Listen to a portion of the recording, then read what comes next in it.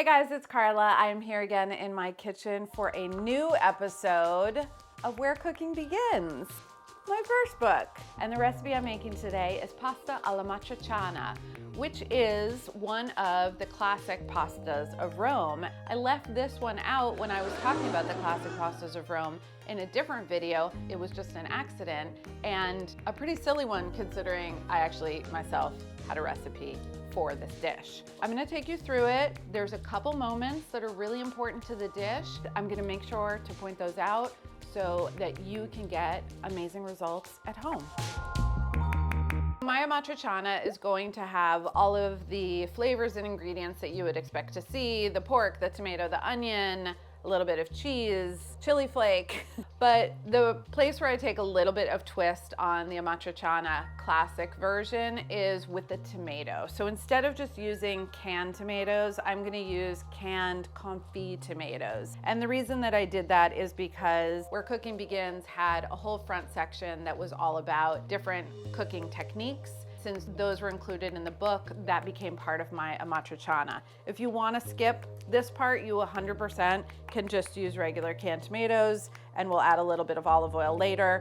But this is a really nice way to make canned tomatoes like even more delicious than they are. And once they've been confit, they stay in the fridge indefinitely. So what confit means is to cook like submerged in fat. And it was a preservation method, because if you cook something submerged in oil, then you basically create an anaerobic, like no oxygen environment, and oxygen is what makes food spoil. So once it was cooked in the oil, you could store it covered in that. And you know, this is like, people didn't have refrigerators. You don't have to use meat and you don't have to use animal fat. And that's what this whole confit section in the book was about. With olive oil, salt, pepper, and some optional aromatics, you can make a really beautiful confit out of anything. So I'm adding enough extra virgin olive oil just to kind of come to the top. And again, being true to myself, I'm drizzling a lot of olive oil.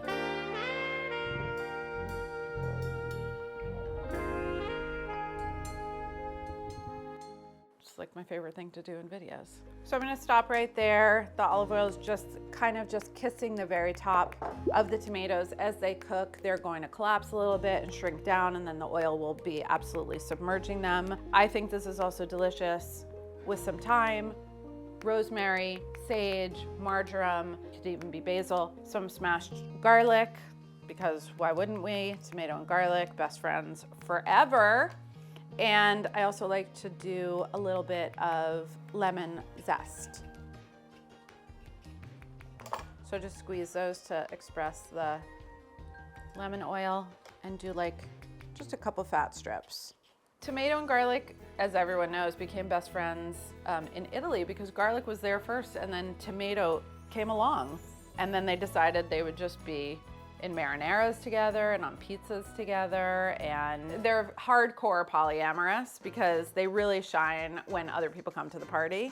So when basil comes over, it's like, oh my God, basil's here. When olive oil and salt get involved in tomato and garlic, it gets crazy. Mozzarella has been known to kind of slide into the DMs, if you know what I mean. I have gorgeous tomatoes.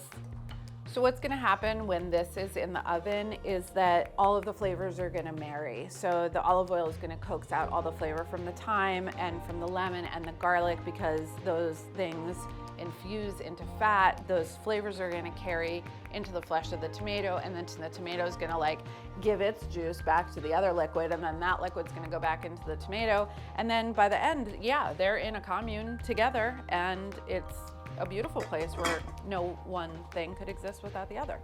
Send them on their journey.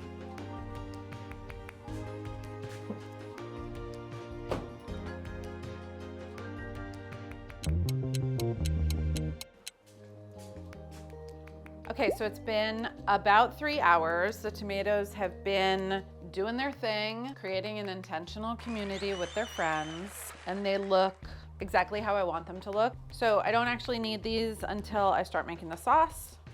So the remaining sauce ingredients are very few and very simple. Probably one of the more important ones is this cured pork product called guanciale. If you've heard of pancetta, guanciale is very similar. It is spiced and cured, but instead of coming from the belly, which is where pancetta comes from, guanciale comes from the jowl. So it's like the fatty cheek of the piggy. If you can't find guanciale, which I could not find in my college years, which is when I first started cooking Amatriciana, you can use bacon. It's wrong, but sometimes what's wrong is right. It's what's right for you.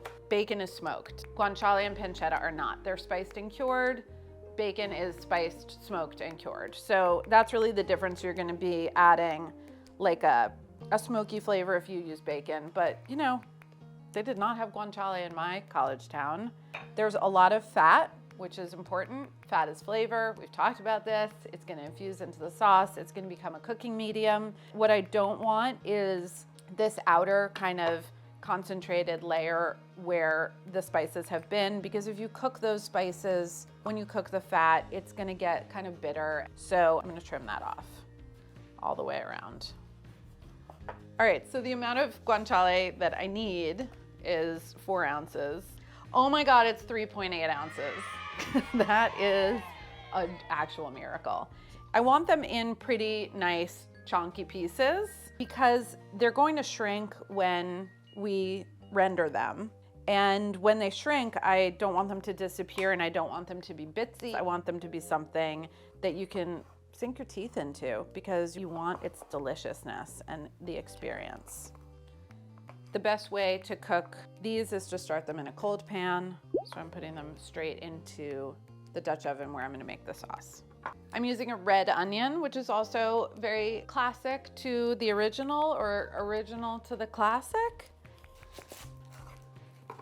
But when you give something a name like pasta alla matriciana, and it's like from Amatrice, it seems intimidating and intense, but essentially what we're dealing with Italian pastas is this is a pantry sauce. Onion, canned tomatoes, a pork product, your noodles, olive oil. You could make this any old time.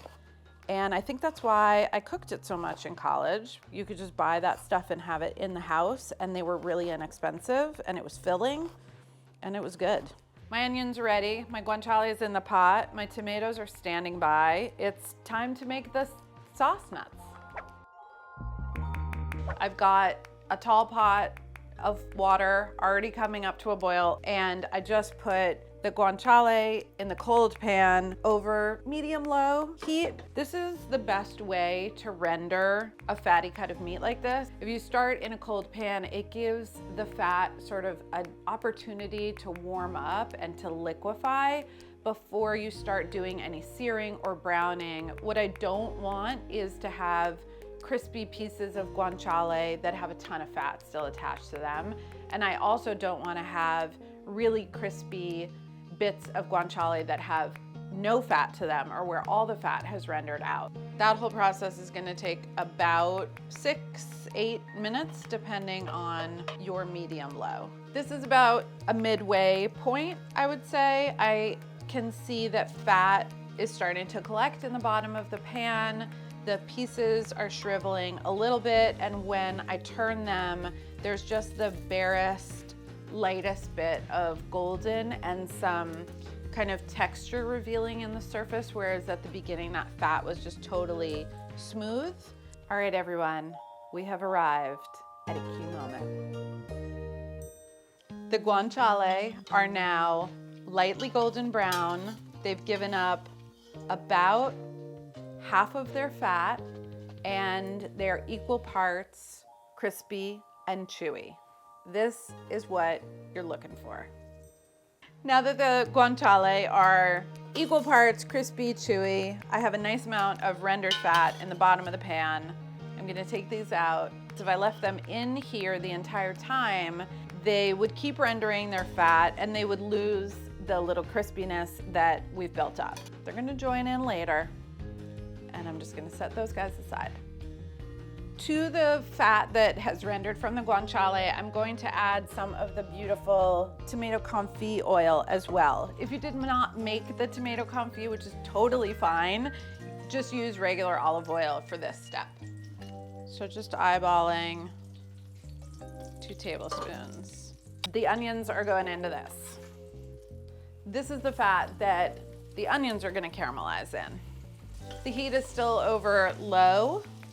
From rendering the guanciale, I'm going to turn that up to medium.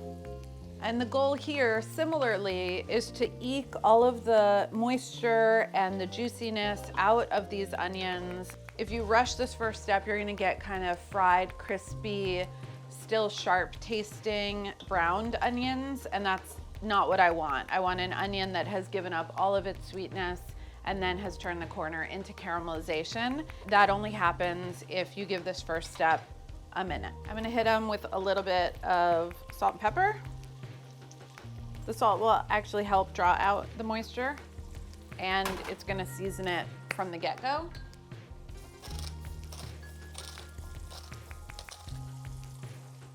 Softening and sweating out the onions is gonna take about 4 to 6 minutes until they're translucent, soft, floppy, and ready for the next step. And we have arrived at another key moment.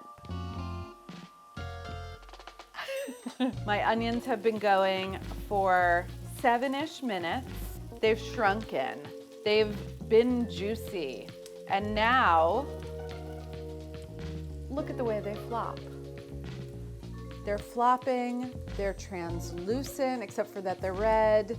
They're really wiggly and jiggly. They don't have any of that crunchy scaffolding left to them, and they just are ready to dissolve. I know this seems like a simple thing, and it really is a simple thing. It's these little things, capturing these moments, giving things time that are going to make you a great and super confident cook.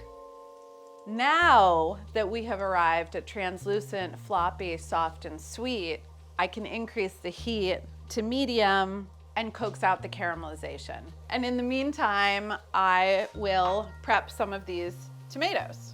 And I like to just tear these up with my hand, get something kind of rustic, uneven. Some pieces are bigger, some pieces are smaller. That's part of the beauty. You can see how like gloriously luscious and tender these guys are. And they're gonna have a ton of flavor as well. Gorgeous. My onions are looking fantastic. They have gone from translucent and saggy to brown and starting to appear crispy. And this just adds another dimension to the flavor of the onion, because caramelization brings also a little bit of bitterness. So you're getting the sweetness now being tempered by the caramelization, which is fantastic. And I've got my torn tomatoes, and I'm gonna add them directly to this pot. I'm gonna season the tomatoes with a little salt and crushed red pepper. This is very typical and important to the dish, that there is a little bit of kick and spiciness to the Amatriciana. If you don't like spicy food, you can do whatever you want in your own house. And I want these tomatoes to cook until they also reduce down, get a little bit jammy, and start to caramelize around the edge. That's gonna take 3 or 4 minutes, and in the meantime, I can start cooking the pasta.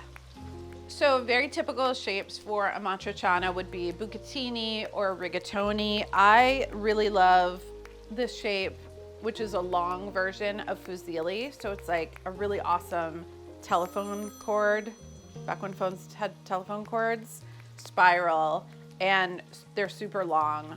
You can use any shape that you'd like. My house, my book, I went with these. Okay, as usual, the pasta is gonna finish in the sauce. In order to do that, I need to undercook the pasta by a few minutes. So I am setting a timer for 3 minutes, less than what it says on the package. That should give you a nice window to make sure that your pasta isn't overdone. I see gorgeous caramelized, jammy tomatoes in an absolutely extravagant and luscious caramelized onion mixture. Well, what do you know? It is time for another key moment. My pasta is very, very al dente. I don't think in this country, North America, we have the cojones to undercook pasta to the level that the Italians do, but you have to when you're making this dish. I want you to taste it. There's a crunch here. So I'm getting tactile feedback, but I think I'm gonna take a closer look. What you wanna see in the center of your pasta is a white core. That's the uncooked inner sanctum, which is so al dente that it is still a brighter white. We have perfectly very al dente pasta. I'm putting this back over low heat to warm back up, and then I'm going to take the pasta directly into here. There's definitely some water still clinging to the noodles. Guanciale rejoins the party. And to this, I'm gonna add a couple ladlefuls of pasta cooking liquid. The action of tossing everything together is going to get the delicious cooking fat and the sauciness from the tomatoes to become a beautiful emulsified glossy sauce. And that is now what I'm seeing at the bottom of the pot, and it's starting to look creamy and rich. And this is why we undercook our pasta, because if it was perfect when it came out of the water, it would be overcooked now. Because this dish can be made with ingredients that you might even have at home, it is the kind of pasta that I really crave when we get home from a trip and get back to the house and I don't want to go to bed without dinner. In Rome, they would eat this dish late at night. It's warming, it's got a little bit of kick, but it's easy to make. It's very comforting. Don't forget the cheese. Oh my God. If you come over to my house, just do me a favor, taste the pasta before you put salt and pepper on it. I hate it when people salt before they taste, because maybe it didn't need it. But when you bite into a nugget of fat, something so exquisite is happening. It's just kind of ethereal and magic. It really transports you. It's Amatriciana. Classic for a reason.